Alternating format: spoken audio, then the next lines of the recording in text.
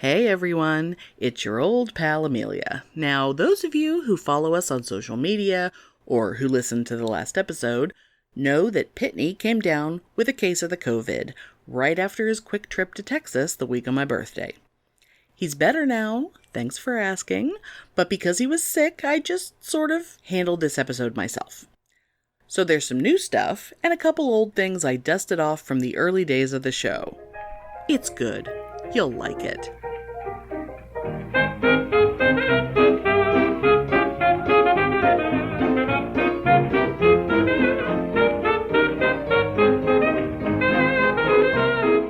Welcome to Pitney and Amelia's Bitchin' Boutique!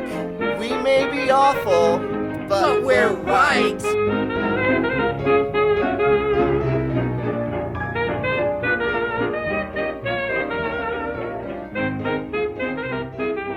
So, y'all know how, I generally don't pay attention to celebrity stuff, but I'm on social media all the time because I run, the show accounts and stuff. So I'm just aware of things that are going on, and most of the time, the things that are going on with celebrities, as I'm making bunny ear air quotes, I don't know who the hell these people are. And, God, was it a week ago? How long? I don't know. I don't know when this story started, but it was a non-story to begin with, and it should have gone away. It just should have gone away. It just should have gone away like any other non-story.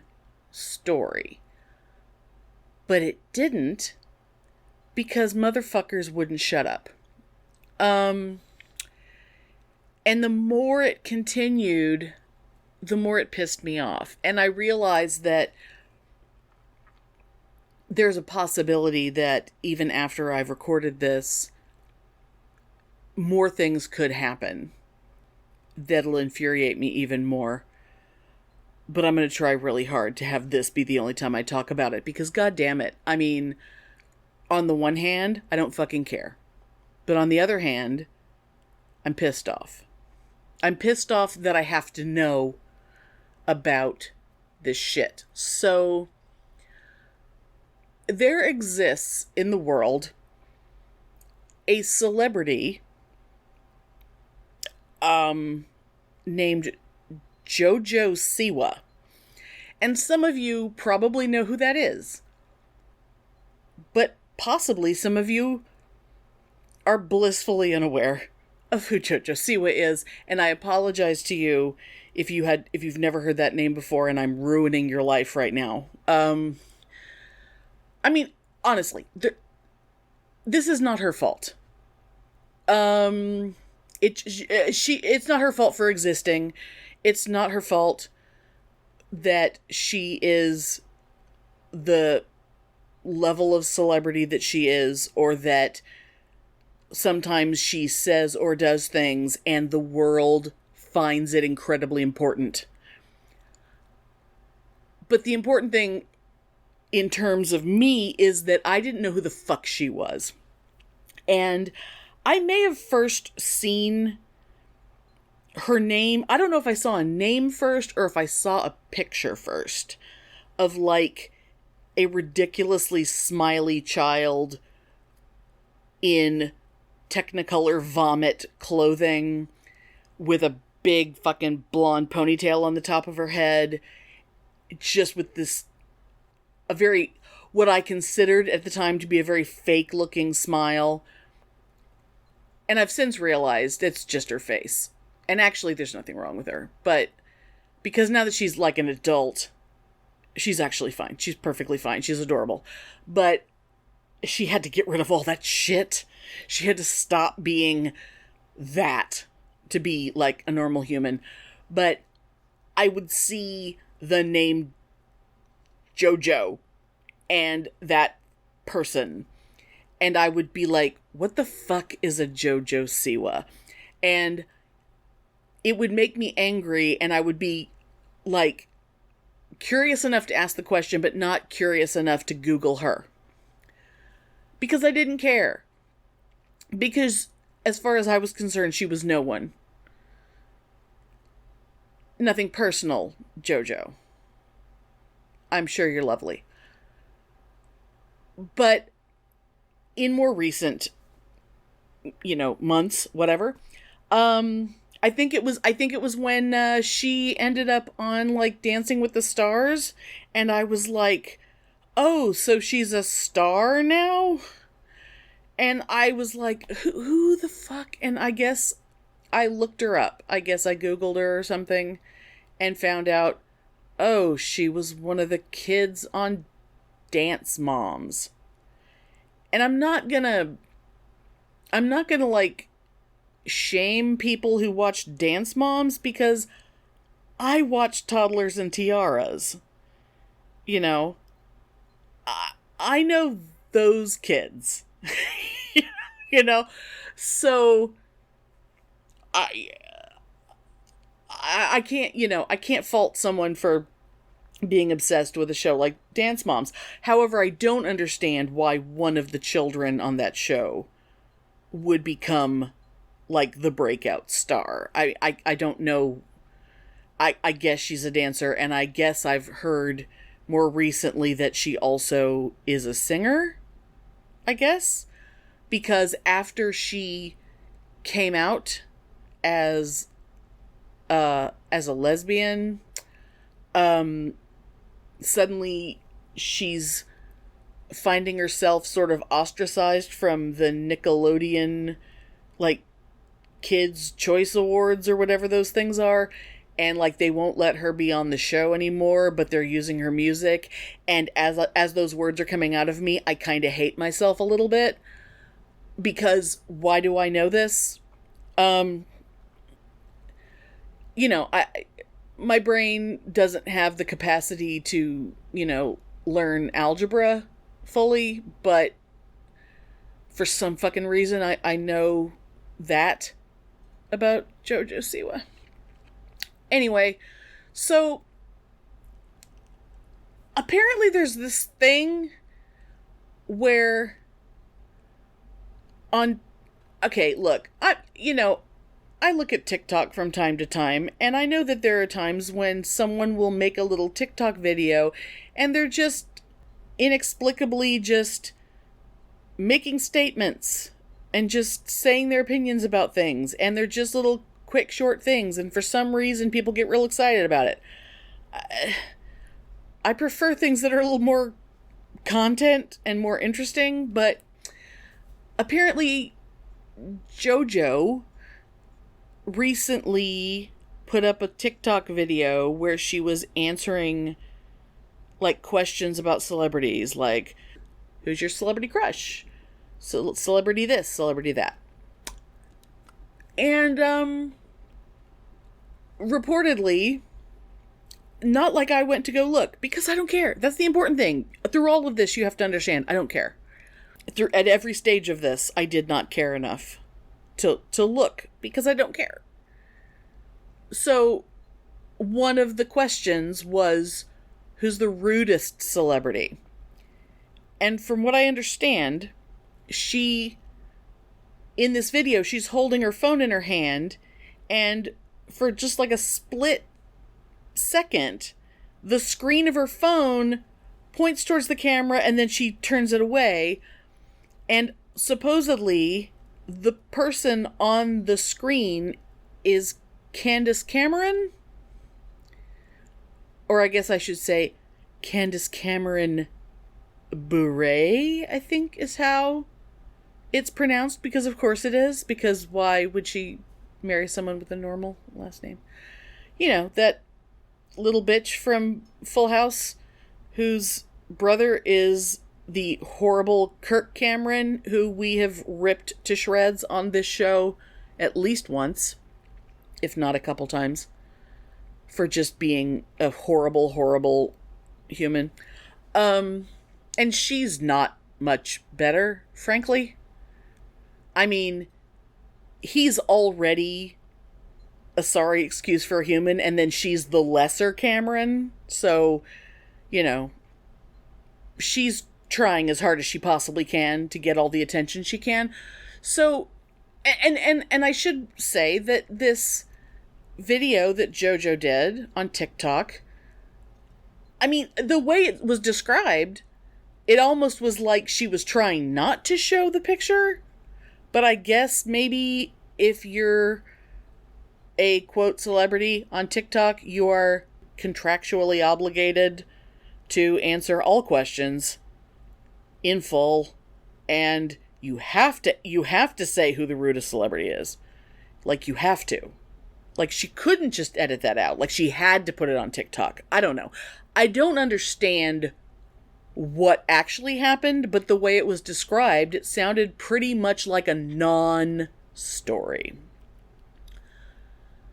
But, and it also reportedly happened so fast that no one could really see it except for people who cared so much to know who the rudest celebrity was, according to JoJo Siwa, that they must have saved the video off of TikTok so that they could do a frame-by-frame advance to really, really look. And I'm also imagining that, you know, it's like trying to visualize a person on my phone screen and they are themselves holding a phone means that the image that I'm seeing is actually very, very small.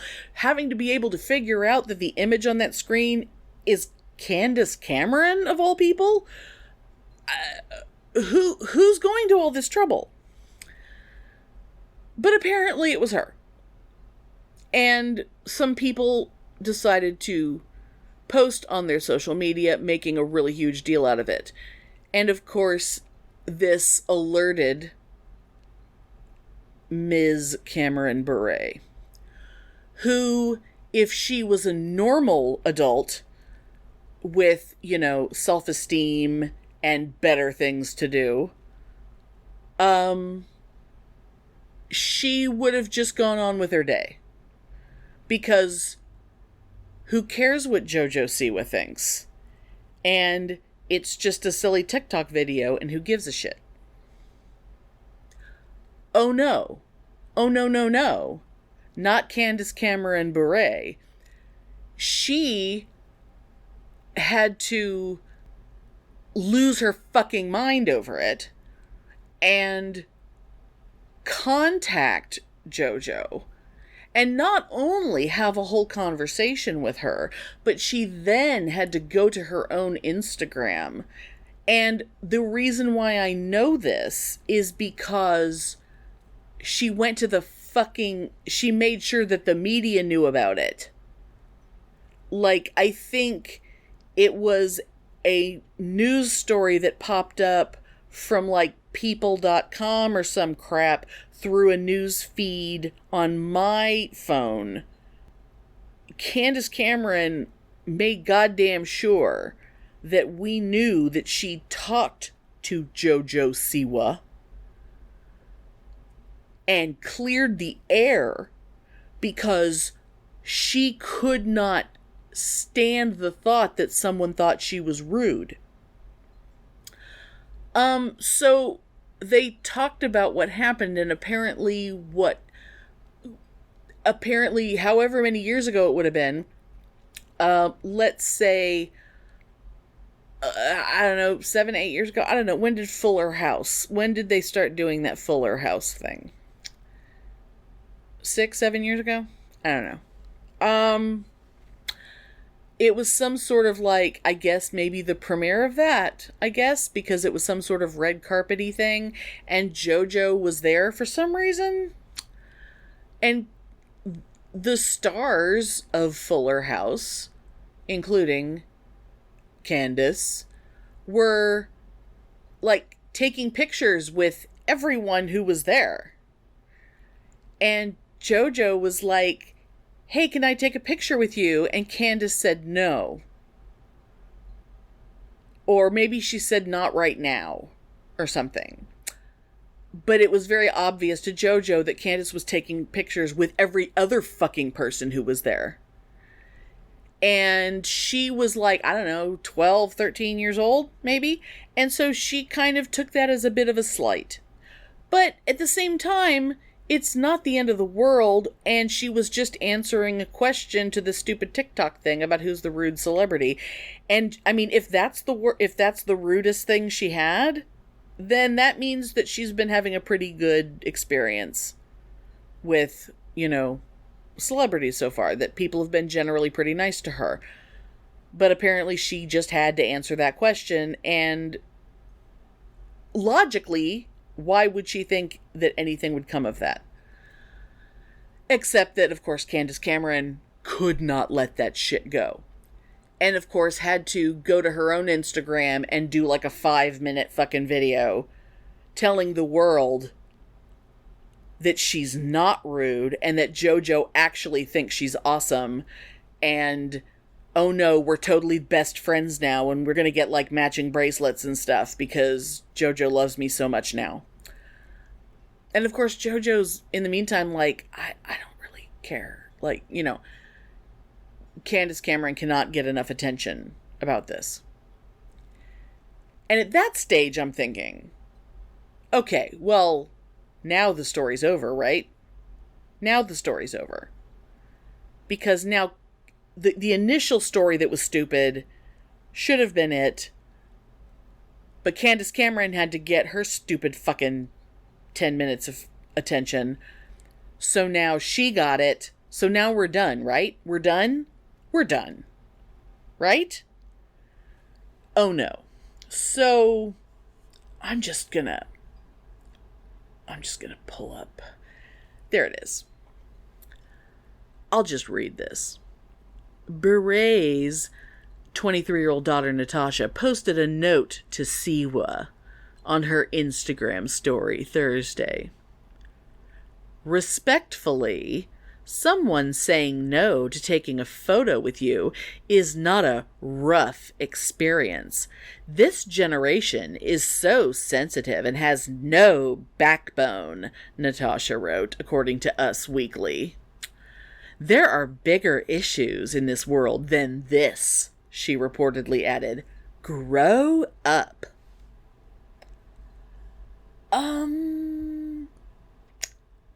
Natasha, may I have a word? Fuck you.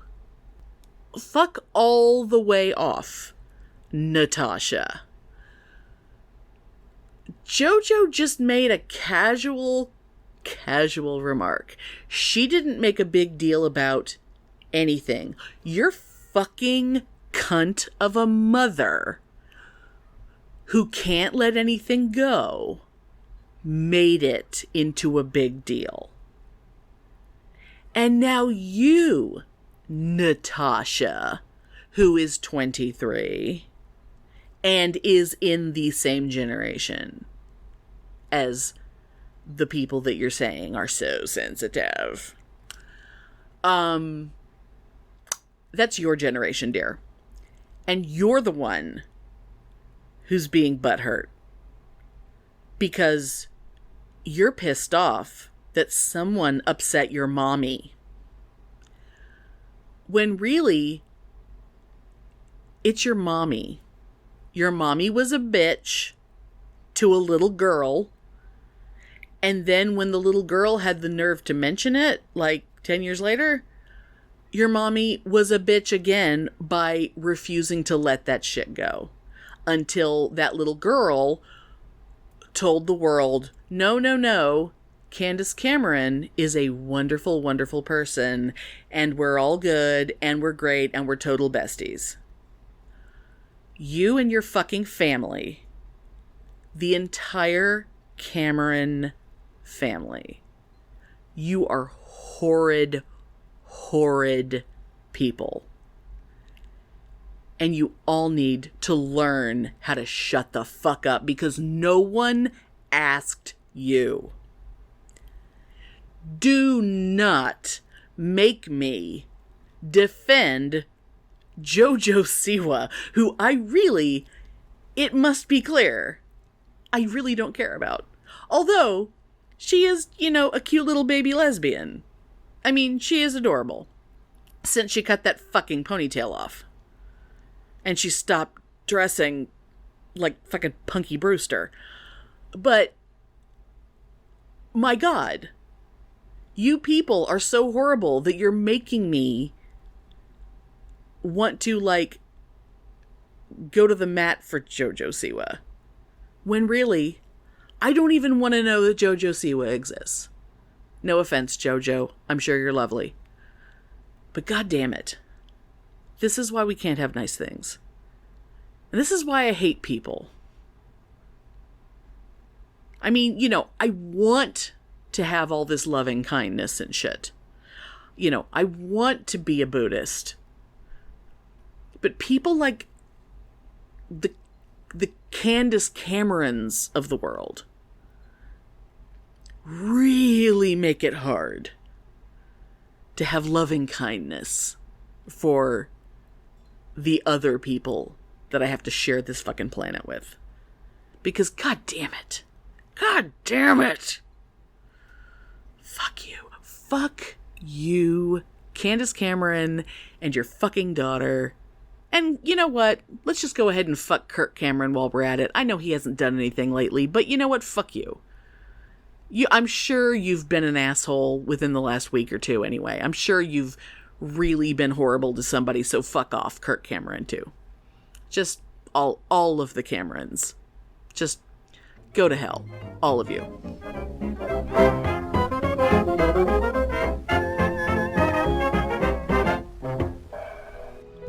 My name is Paige, and I'm the host of Reverie True Crime.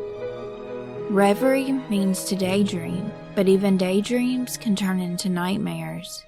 Join me as I tell you about horrific reveries on the Reverie True Crime Podcast, wherever you stream your favorite podcasts.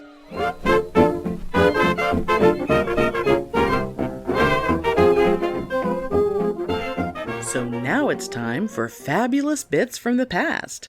We're setting the Wayback Machine all the way to January of 2018. My God, that was a whole nother world back then. Did you know that back then we recorded sitting in the same room sharing a single microphone? Sometimes you can really tell. Anyway, this first bit here comes from an episode called Superfluous Ethnic Joke. And it's where my story about navigating the subway system in Manhattan reminded Pitney of a Verity Noslin story. And it's even back when we still used the Verity theme song.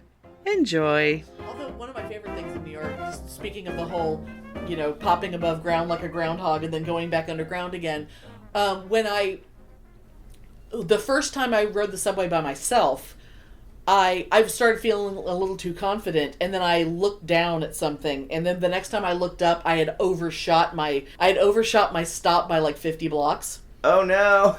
Because on the subway, you go 50 blocks really fast. Yeah. And I didn't realize until later, because it's like I was going to the Natural History Museum. And that's like somewhere near 100th, and I ended up like 150th. So people who, when I said, oh, well, and you know, and they were like, well, what did you do?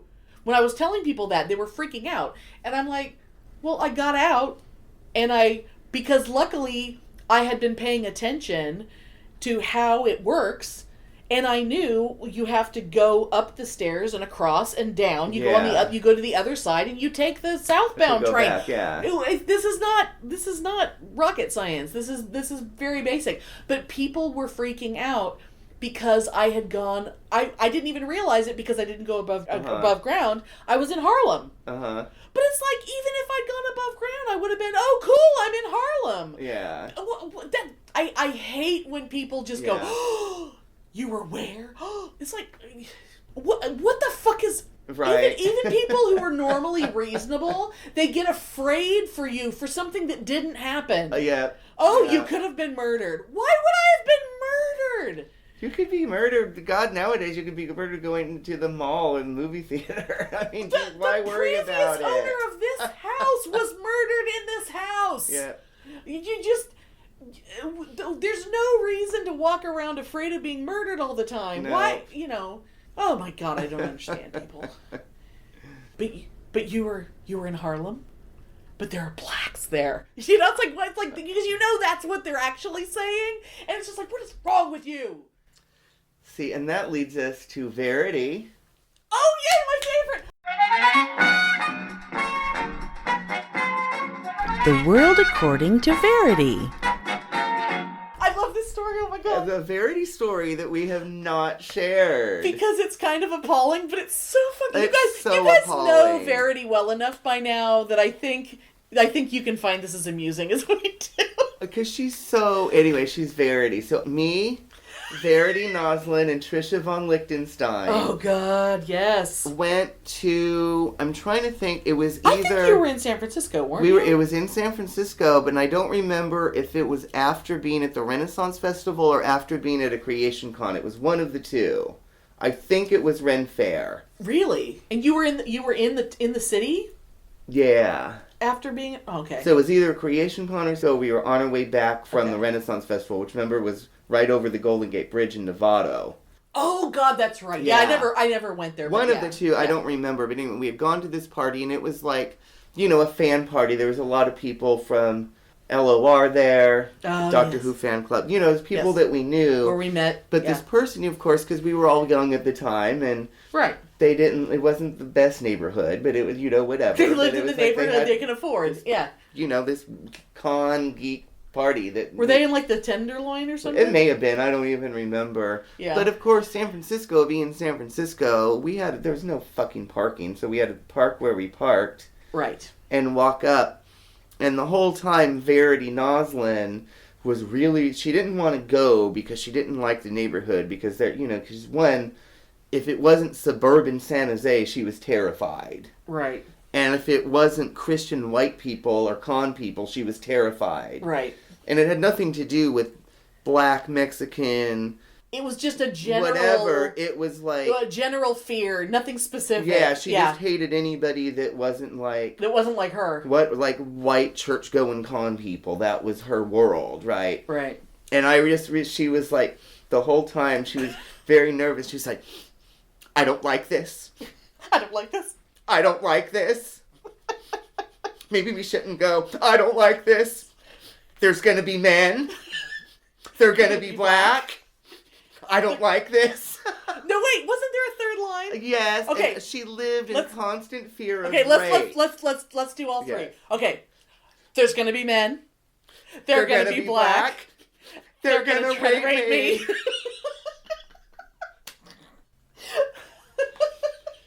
Oh my god. I don't know why I love that so much, but I do. Because it's so stupid.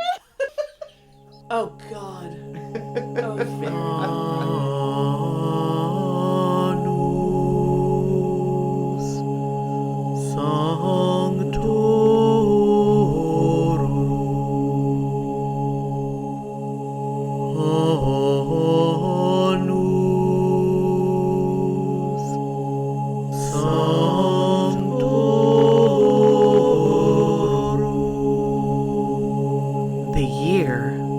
Saints.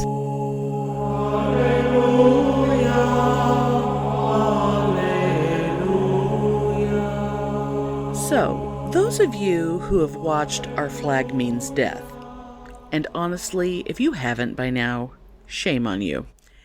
If you've seen at least the first episode where Wee John says it's lame that they don't even have a flag like proper pirates, so Steed decides that it's crafts time and has all the crew make cool flags with the idea that they'll vote on the one they like best. And they're all just awesome and very scary, but also really cute. And one of them is a skeleton holding his own head in his hands. Well, that, my friends, is something known as a cephalophore, or dude who carries his own head around. And would you believe there's more than one saint who's a cephalophore, who walked around holding their own head in their hands? Now, some of them have stories like Saint Osith, who, after being beheaded, picked up her head and carried it to the local convent, where she collapsed and then died. Or one version of the Apostle Paul's martyrdom tells that his severed head yelled out "Jesus Christ" 50 times before it shut the hell up, and later his body turned to let his head be put back into place. It's nuts, y'all. And there are probably a dozen more saints who went for headless walks, but the one I want to talk about today is Saint Denis of Paris. Now, Denis is special because of how he's depicted in art. Usually he's wearing bishop's robes, which is common among saints, but being dressed as a bishop means a big mitre, which is that tall popey hat. So the head often has the big ol' hat on it. And even though he's dressed super nice, sometimes they'll put like a little fountain of blood spewing up out of his neck, because that's classy. But the thing about saints, they've got halos. And where does the halo go when your head isn't up on your neck? Does the halo float up over his body where his head should be? Or does it follow the head to where it's resting in his hands? Depending on the artist's vision, could be either way. But even weirder with Denis is how much head should he have? You see, it turns out that when Denis was beheaded, they kinda took a little off the top first, and then the rest of the head.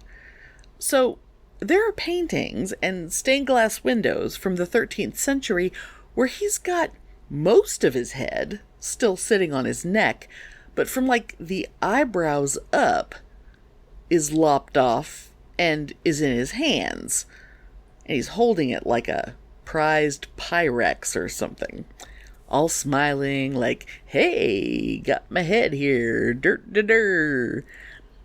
And all this craziness is appropriate when you're trying to let us know that this is a dude who got his head chopped off and then he picked it up and strolled for several miles along a street that became known as La Rue des Martyrs.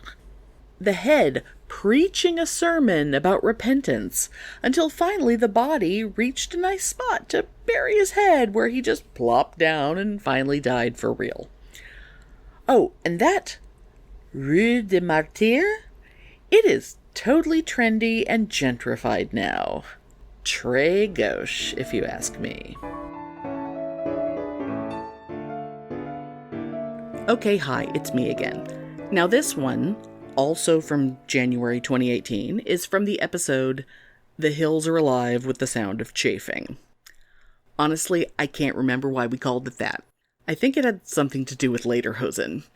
But this bit kicked off that episode, and it's all about those things you see in thrift stores that you wish you bought, but for whatever reason you didn't. And you spend the rest of your life regretting that decision. Every time I go to this one Salvation Army store, it's one of those huge Salvation Army kind of warehouse stores. Every time I go in there, I always look to the left, which is where they have a lot of artwork hanging. Mm-hmm.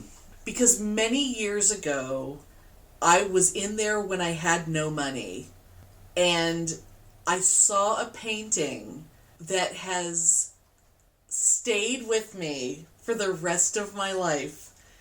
It was a painting of a drag queen, or should I say, it was a man with a mustache. It was like a portrait, so like shoulders up. Uh-huh. Short hair, mustache, makeup, earrings, and a necklace. Lovely. Fabulous. And it's fucking fabulous because there's nothing better than drag with a mustache. It was amazing.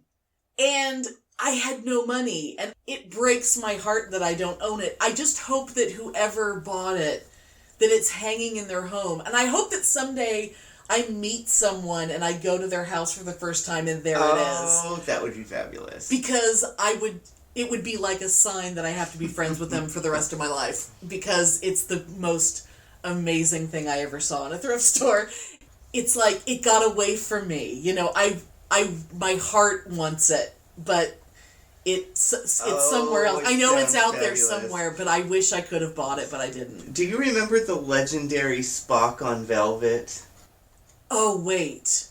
I don't know. I have a picture in my head, but tell me. It was like, was it me and Anne that saw it? Or me and my ex that saw it? I don't know.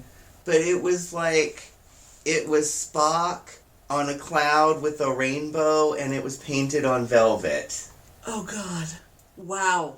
And never will be seen again. Will never be seen again. And God only knows where that is now. Oh, my Lord. But, oh, my God, yes. That actually is in my head. All of a sudden, my brain just went to WesterCon.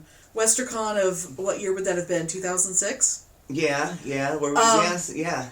I remember we were in a party and talking to a guy, and we were talking about fabulous fan art. We were just talking about the kind of art you see at conventions. Back when conventions still had art shows and stuff. Oh, God, I miss those days. Me too. But, and he was telling me about something that he wished he had bought, but never saw again. And Spock on a Cloud is what reminded me, because it was Spock and Elvis on a cloud looking down upon the Las Vegas skyline. Oh, my. I don't know why Spock was there, but there was a tear. It was like looking down mournfully upon Las Vegas with a tear. And it's just like, wow, that's amazing. But every once in a while I'll type in those kinds of search words, and I never see it. You know what I still fantasize about this painting. You know what I'm going to talk about. Oh, God. I think it was at Worldcon. I think it was Worldcon. In the Worldcon in San Antonio? Yeah. Yeah, I think you're right. And it was a furry painting. Oh, yes. And it was a forest setting. Yeah. And there was like a woman who was, was she a fox maybe? I think one was a fox, and I think the other one may have been a skunk. Yeah, one was a fox. Yes, one was a fox, and because the skunk was sitting. Yes, and on a log. Yes, right? and was obviously talking to the fox who was standing. Yes. And the fox woman had her hand like below her throat with this shocked, open-mouthed expression, oh my God. And the only thing that I could think of was the skunk must have just outed herself as a lesbian and was expressing her love for the fox. And I wanted that thing so bad. And I remember I must have gone back to look at it. Oh, totally. Oh, yeah. Like 15 times. Oh, my God. That art show was so great. And I have never seen it again. Mm-hmm. And I've actually scoured the internet. Furry art, fox and skunk. I mean, no way am I ever going to see that again, but God damn it. I still think about it. I have a good friend who's a furry and has a huge collection on his computer of furry art and stuff. And I have described that picture to him, and he went through, to see if he had it? He was like, it wouldn't surprise me. I'll let you know if I find it. And he didn't have it either. And I'm like, it's totally something he would have had. I'll never ever see that again, but I should have bought it because I would still have it up. Oh, I my would God. still have it. Oh my God, I know. It was so cute. It was so cute, and they were so pretty, and it was just adorable. It was just so evocative of so many different things. And if it hadn't been furry, if it had just been two women, it wouldn't have been as wonderful. It was wonderful because it was furry. Oh yeah, and I can see it in my mind, the look of shock on the fox's face. And she was so cute. She was so cute. And it wasn't like angry, disgusted shock. It was just like... It was just that wide-eyed Disney shock. That yeah, yes. My stars. And I wonder what the conversation was about. Oh my God. I know. You may have been onto something with the lesbian It could have been that. It could have been gossip. Maybe the skunk was confessing to adultery. Or maybe the skunk heard something about the fox's best friend and was, Oh, yes. I have to know. What was really going on in that conversation? Oh, it's so good. Years ago, I had this idea for a party, and it kind of goes along with kind of like that white elephant gift exchange thing. But the whole point of the party was that you were supposed to bring something horrible. And it had to be something just appallingly awful that you bought at a dollar store. And the reason why I came up with that idea was because one day I was in a dollar store, and of course, the fact that I didn't make this purchase in a dollar store, I mean, it was cheap. It cost nothing. And it's still in my head, and no one else saw it. And I just, you just have to believe that this is true. Sometimes when you're in a dollar store, there'll be like a section, and this is like before there was Dollar General and Dollar Tree. This is like the true everything's 99 cent store. Yeah, I remember that, yeah. This is the true dollar store. And you'll have like these just rows of shelves of figurines. And it's like, artwork, knickknacks for your home.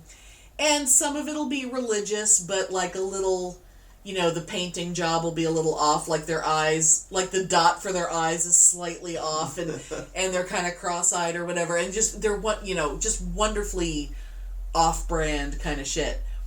But there was a collection of dog figurines, like that kind of shiny, glossy porcelain. Mm-hmm. And they were, like, some of them were, like sitting up, like begging, and some of them were in like a little playful pose, and some of them were, scratching their ear or whatever.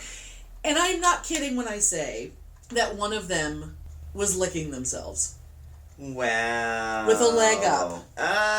And it was so ridiculous. It was just like, even within the context of all the others, like even if it was, I have a collection of it's these dog figurines. Granted, that's what dogs do, but yes, it's kind of weird. But that's not, that's not when you take a picture of your dog. That's not the way you want to remember your dog. But wow. But it was a figurine, and it's not, and because it wasn't just one, because it wasn't a thrift store, it was a store, so there was like 20 of them, all on this shelf, and I should have bought one. Oh God, yes. Because why didn't I buy it? I'm not above that. It would have looked just magnificent on my mantle. I mean, why didn't I buy it? It got away. Yes. And it's not just like, I mean, a lot of times it's thrift store things, because it'll be like the time when I was in high school, and at the Goodwill, it was like a silvery gray, like tuxedo with tails, like just the coat. Mm-hmm.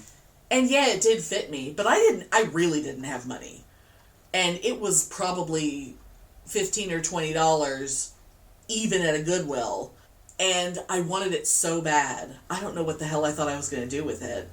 I mean, because it wasn't black. If it was black, I could have worn it as a Rocky Horror thing, but it was silvery gray.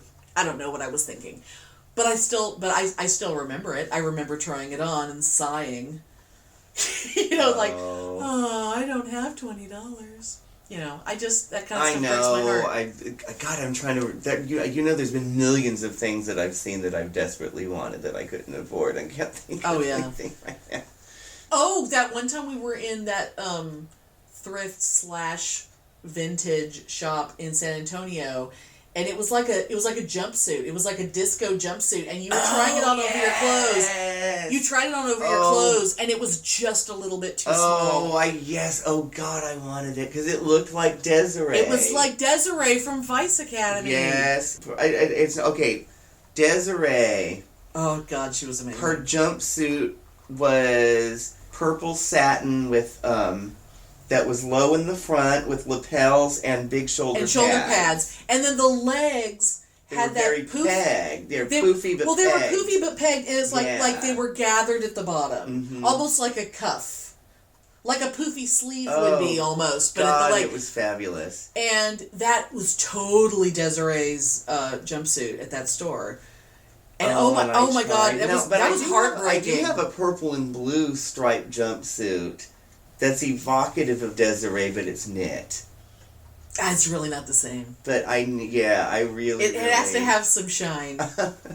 God damn it, that was fabulous. And it was just, it just being in that store, and it's not like you had no reason to go into a dressing room. You were trying it on right there in the middle of the store. Yes, I was, and it was fabulous. Remember we were like yelling and laughing, and they were like, "Can we help you?" It's like, oh God! And if it had fit. Oh, I totally would have bought it. I think you might have worn it out of the store. I think that might have been your outfit for the rest of the day. Although you didn't have any pumps to go with it at the time, so it wouldn't have looked right. It wouldn't have looked good.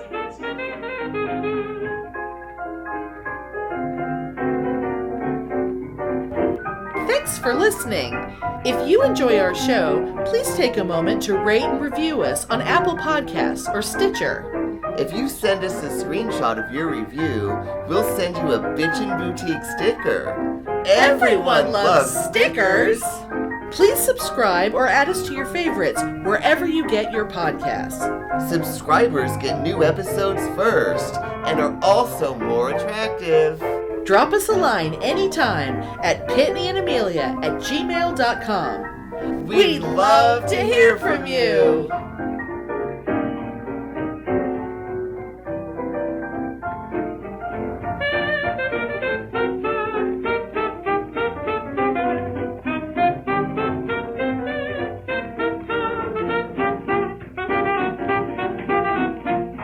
I don't like this. I don't like this. I don't like this. Maybe we shouldn't go. I don't like this.